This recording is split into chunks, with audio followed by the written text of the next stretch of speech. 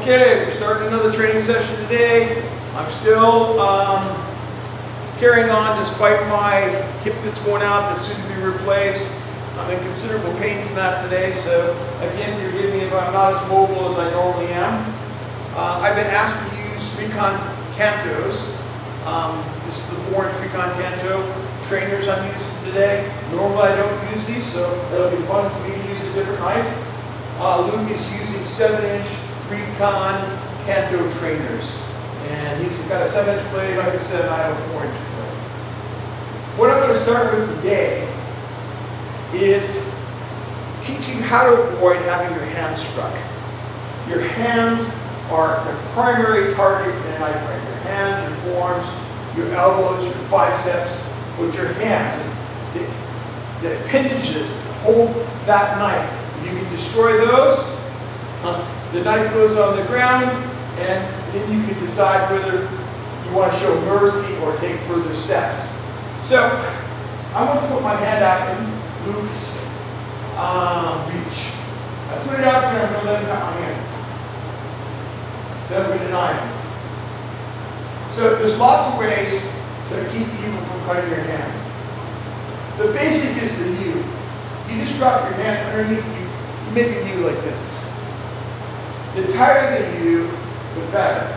But you have to take into consideration that 7-inch reach gives your forward. If you make it too tight, you come in within the swath of this blade, and you get cut when you think you're safe. So, if you make a big U though, you take your knife too far away from any possibility to counter. So what I want to do is make a very small deft U to get away from that. Sometimes I'll take the U with a step, dividing angle, like that. Sometimes I'll step to the other side here and attack from that side. So the basic U is a really easy way to get out from a cut of your hand. You just make it this. Now the danger is when he comes forward with that blade and I do this and he stabs, or stabs me. So I do this, I do underneath it, and I eat it.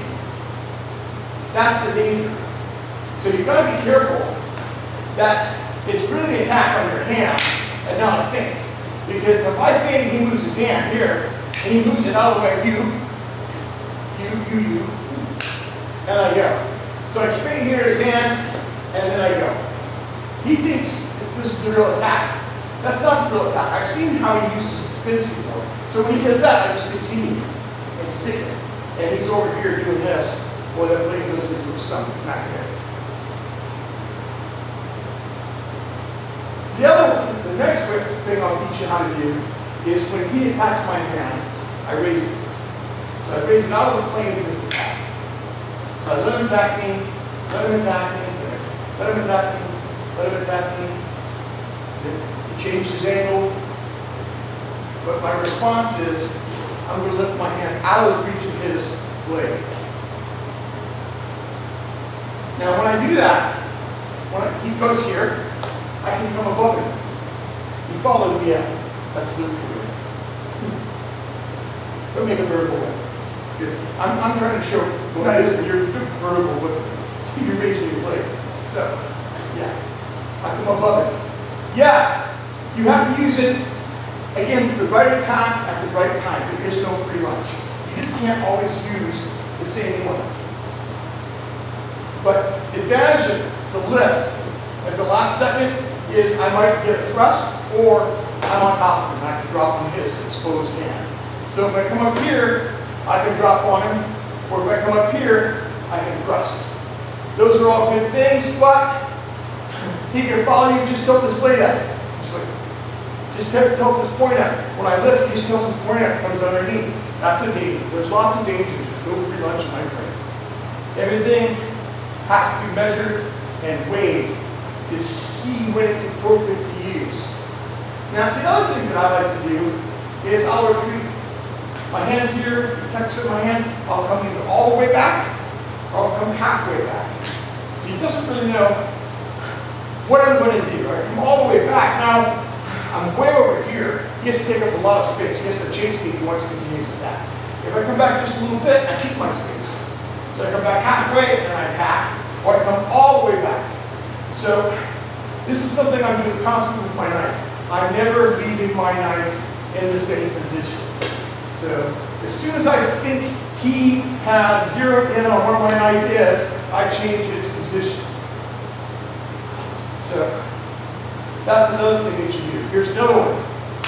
You can shove your point into the incoming attack this way. He cuts my hand, I set my point into it. Set my point into it. I set my point into it. Set my point into it. Set my point into it. Set my point into it. Set my point into it. Set my point into it. Comes here, I do this. Comes here, let him cut your hand. Then figure out, just as he cuts your hand, how are you going to turn your blade to stick his hand? Let him cut it. Ah, there I did that. Let him cut it from the top. Okay, now, there I stopped him from the bottom. Get used to turning your wrist, articulating your wrist, to avoid the cut by intercepting the cut with the point of your blade, like that. He cuts on this side here, and I do that. Ah, that not feel good, does it? No. So, that's another way that you can do it. Here's another defense. Let's try a circle. He cuts at my hand, and I make a circle. Small circle, and I just take him at these circles. Now, he has a hard time trying to decide where my knife is. Now, I can't do it forever.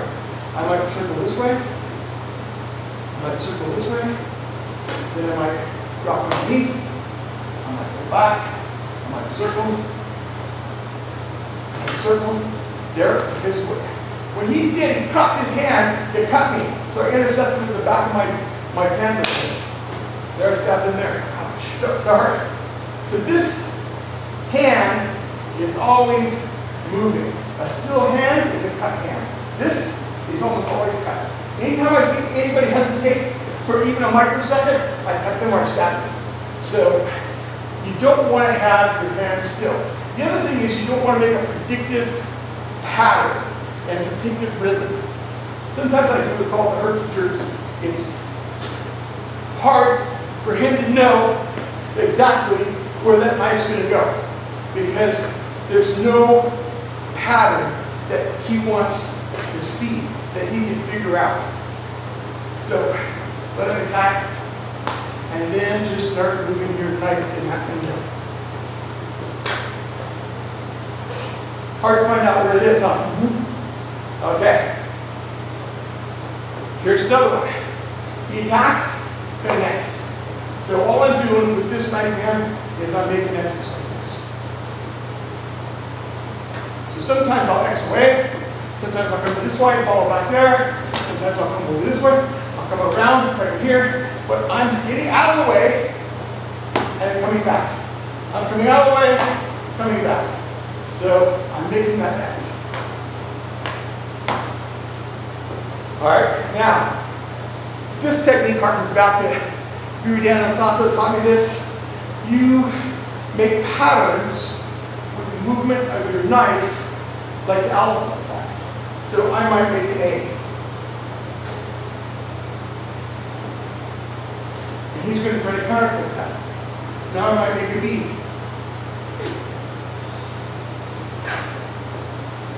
So I'm making patterns in the air. Here's a C. Here's a D.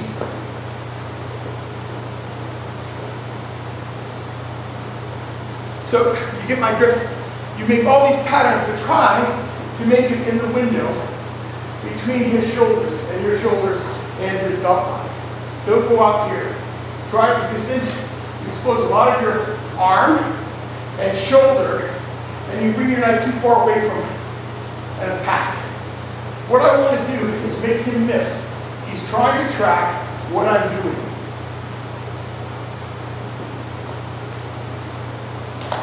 So I might do a Z.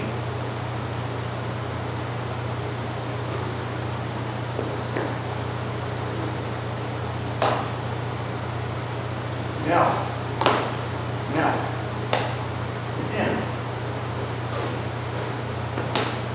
M. So I'm doing the M as he's attacking me. I come up, I come down this side, there it is, stick. 1, 2, 3, miss, 4. Come back, you hit him again. That in.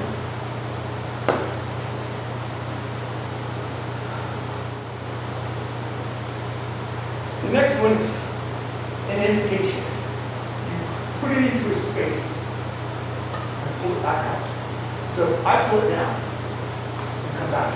Comes in here, comes here, comes here, comes there, comes here, comes back.